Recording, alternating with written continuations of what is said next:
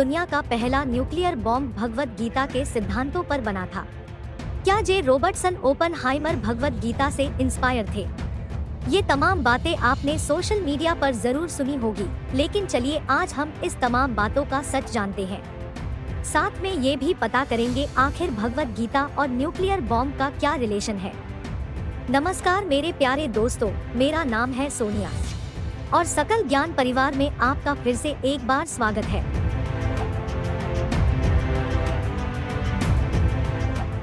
ये कहानी अमेरिका के प्रसिद्ध साइंटिस्ट जूलियस रॉबर्टसन ओपनहाइमर की है, जिन्हें father of the atomic bomb कहा जाता है, क्योंकि इन्होंने ही दुनिया का पहला एटॉमिक यानी कि न्यूक्लियर बॉम्ब बनाया था। रॉबर्ट ओपनहाइमर महाशय को पढ़ने का बहुत शौक था। जब इन्होंने दुनिया की बड़ी बड़ी किताबें पढ़ डाली और पूरी की पूरी लाइब्रेरियां छान मारी, तो फिर भी महाशय की भीतर की बेचैनी नहीं गई। तो फिर इन्होंने अध्यात्म और माइथोलॉजी की किताबें पढ़ना शुरू की और इसी दौरान इनके हाथों में हमारे भारतीय संस्कृति का सबसे महान ग्रंथ भगवद गीता लग गई। इन्हें भगवद गीता का इंग्लिश ट्रांसलेशन इतना पसंद आया कि केवल गीता पढ़ने के लिए इन्होंने संस्कृत भाषा सीख डाली।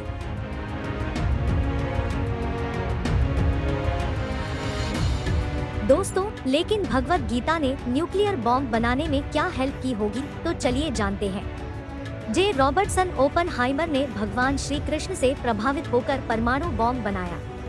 उन्होंने महाभारत में बताए गए परमाणु बॉम्ब यानी कि ब्रह्मास्त्र पर पूरा रिसर्च किया था। वर्ल्ड वॉर 2 के दौरान बड़ी महासत्ताओं में न्यूक्लियर बॉम्ब बनाने की हुड मची हुई थी, क्योंकि जो भी देश पहले ये बॉम्ब बना लेता महायुद्ध में जीत उसी की होनी थी। इसीलिए अमेरिका ने प्रोजेक्ट मैनहट्टन शुरू किया और ओपनहाइमर को लीड करने के लिए बुलाया गया, लेकिन उन्होंने इसके परीक्षण करने के बाद इसे बनाने से साफ इनकार कर दिया। तब उनसे कहा गया कि आप सोच कर देखिए कि जापान, जर्मनी और हिटलर के पास ये बॉम्ब पहले बन गया तो दुनिया में कितनी तबाही होगी। उस समय ओपनहाइमर को गीता में अर्जुन की सिचुएशन याद आई, जो कि अर्जुन महाभारत का युद्ध बिल्कुल लड़ना नहीं चाहते थे। उस समय भगवान श्री कृष्ण ने उनसे कहा था कि अर्जुन, तुम एक योद्धा हो, तुम्हें अपना धर्म निभाना ही होगा। और ओपनहाइमर को लगा आज वर्ल्ड वॉर रूपी महाभारत ही चल रहा है और उन्हें उनके देश अमेरिका के लिए अपने स्वधर्म से, क्योंकि वो एक वैज्ञानिक होने के नाते बॉम्ब बनाना ही होगा। जब उन लोगों ने परमाणु बॉम्ब को बना लिया और पहला परीक्षण किया, तो वो नजारा ठीक वैसा ही था जैसा महाभारत में वर्णित किया था।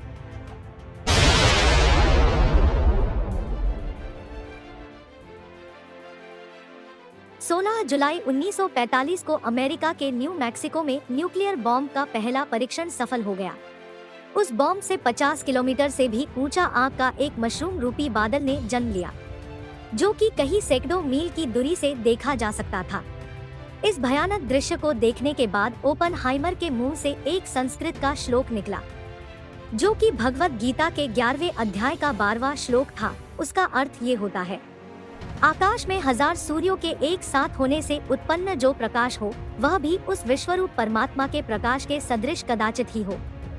यही परमाणु बॉम्ब दूसरे महायुद्ध में अमेरिका ने जापान के हिरोशिमा और नागासाकी शहर पे डाला।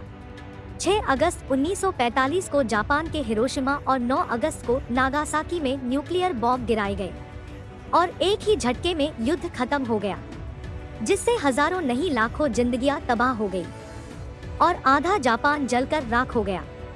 लाशें इतनी थी कि उनको गिन पाना भी नामुमकिन हो गया था। इस महाविनाश को देखने के बाद ओपनहाइमर को भगवद गीता का 11वें अध्याय का 32वां श्लोक याद आ गया। वो ये था, मैं लोगों का नाश करने वाला बढ़ा हुआ महाकाल हूँ, इस समय इन लोगों को नष्ट करने के प्रवृत्त हुआ हूँ।